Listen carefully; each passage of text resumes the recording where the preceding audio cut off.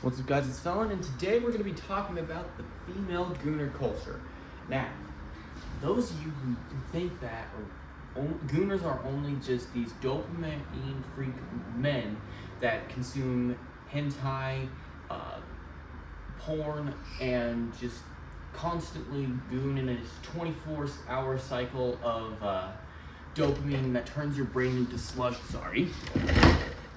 You'd be dead wrong. It's not just men, it's women too. And it is surprising how different they are. It's emotional, and it can get very extreme. Now, before you pull out your pitchforks, your torches, your anything, I do have a video on the male gooner culture, link listed below.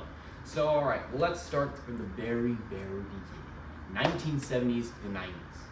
And at this point in time, there was not much going on. There were some magazines floating around, some books, some niche things here and there, but it was not that popular. It just was not. It just wasn't. And mainly because there was no anonymity. You had to go to stores to get this. You couldn't buy it online. You couldn't keep yourself anonymous. You couldn't do stuff like that. And that made it much harder for these conventions and these groups to take off. However, something that we never expected kickstarted that. The internet. You could finally start to post things anonymously, make your own stories. That's what these female gooners want. They want something emotional. They want something hardcore or story bit wise, fantasy. And however, it wasn't that bad until something started. Boy bands, American boy bands, One Direction, NSYNC, the Backstreet Boys. These groups started wild fan bases. They would not tolerate any disrespect to the band members or anything like that. No disrespect would be tolerated whatsoever.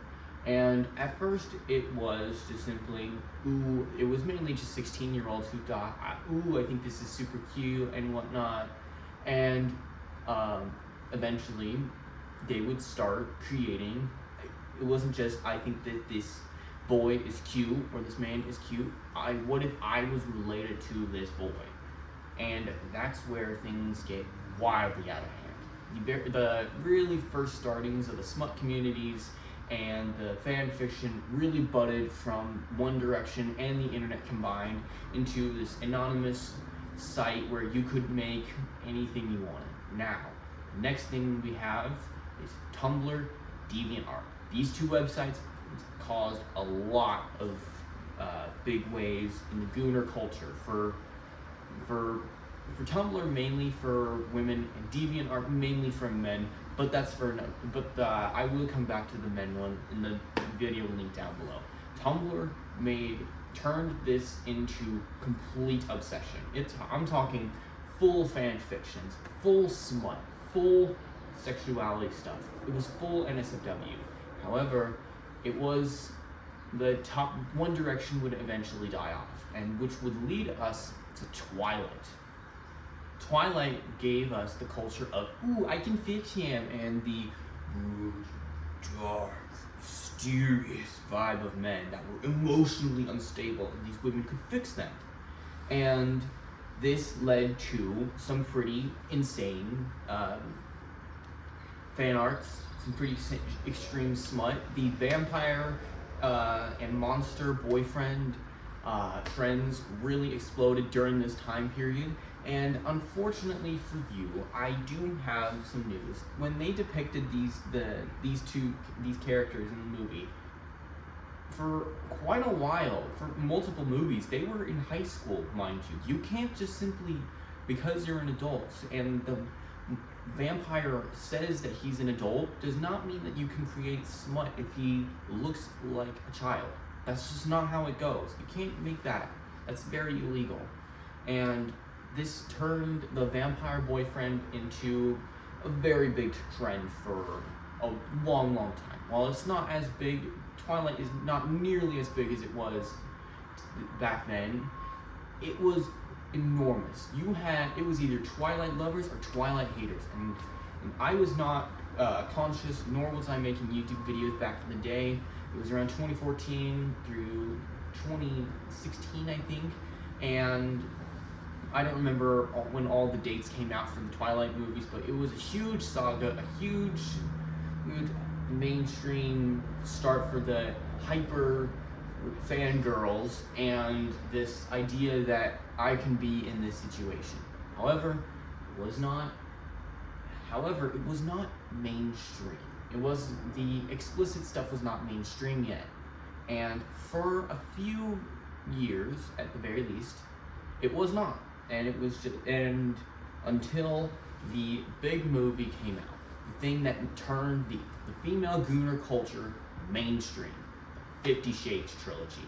This was hardcore. This was billionaire. This was cheating. This was stuff I can't even say on YouTube without getting demonetized or banned.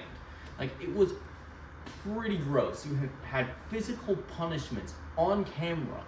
You had physical doing the deed on camera. It genuinely shocked me that 50 Shades was not rated NC-17. And the community and the female gooning community turned mainstream. You had normal women turning into goonettes because they saw that even wives were just like, oh my gosh, he's a billionaire, he's emotionally unstable. You know what, I don't even need to fix him. He's perfect the way he is. He can love me in his own special, unstable way. Like, bro, that doesn't exist. And I'll come back to that. And this turned the goonette culture mainstream. And however, it was mainly on the big screen. Phones were coming out. Social media was big at the time. However, there was not a huge amount of what we nowadays call thirst traps. And anime back then was not considered as big as it was today. So once 2018, 2019 rolled around, you had people on TikTok creating thirst traps. And it was extraordinarily cringy. You had Jujutsu Kaisen coming out, you had Chainsaw Man, you had Bleach, people coming back to Bleach and whatnot, and also Naruto, which might I remind you, for the Sasuke sims, most of when Sasuke was very young once you started romanticizing about him, and also I don't think that he was of legal age for a long time. You have to remember that the age of consent in Japan is not the same age of consent in America, regardless of state. It is not nearly as high, and the culture is entirely different. You can't just simply thirst over these characters from other countries and put yourself in these crazy situations and just think to yourself, yeah, that'll happen. And until something bad happened, COVID hit, and on coincidence, AI was slowly starting to build. But we will come back to that. Thirst traps started to be made of Satoru Gojo, Denji, other extremely hyper-masculine men. You had the yaoi stuff, extremely blowing up. It was just massive at the time, and it was only going to grow bigger. It would not stop. It would never stop. And it proved to me that this culture will go onto every single screen. And Wattpad, and around 2019, 2020, it started around then as well. I have talked about some of these people on Wattpad before. If you remember my M's and Kim's video from about a year ago, go check that out on in my videos. That was a really good one that I talked about, and it's similar to the video here, but I continue. And however, there was something missing. This idea that I could be in there. And right around when 2022 rolled around, you could. You had Replica, you have Character AI, you have all these great polybuds, all these crazy websites blowing up like it's no tomorrow. It was enormous. And the thing is, this is what sealed the fate for the goonettes, because now you didn't have to go out and think, oh, maybe I'll have to write about it. No, you could just create the content yourself. You could just create the content with a click of a button, and there you go. Your AI boyfriend who cheats on you and beats you up and all these crazy things and has billions of dollars, he's right there. He's doing all those things to you via text and video and all these crazy things. You could create smut instantly with a click of a button, and this doomed the Goonet's fate completely. Now you will see these women who say, "Oh, I want a man who's 6'5", has $6 billion, and has a humongous abs, is emotionally unstable," and I'm here to tell you that does not exist. Those sorts of people either A, are in prison, B, are rich yet are not as emotionally unstable as you think, and it does not exist. This idea of this perfect man who has this emotional instability that you can just say everything's all right to, that just does not exist. That's irrelevant. That's won't happen.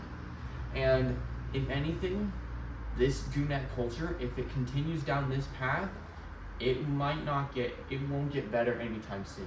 Now that we have AI robots that can probably mimic other people, and it will continue to the point where you could have it do the things you want in person. You wouldn't have to use your phone, use your computer, use anything anymore. Just turn on your robot and it'll do what you want. And that's scary. That's legitimately scary for everybody, because not only for the male Gooners, but for female Gooners, it's gonna be, no one's gonna want humans anymore. And no one's gonna want to be physically intimate with other humans anymore. And if that's the way things go, it's gonna be really, really sad for humanity. Alright, thank you guys for watching, everybody. I'm on Instagram for False Kin. I've got my own personal Instagram. Make sure you follow me on Twitter as well, and I'll see you guys later.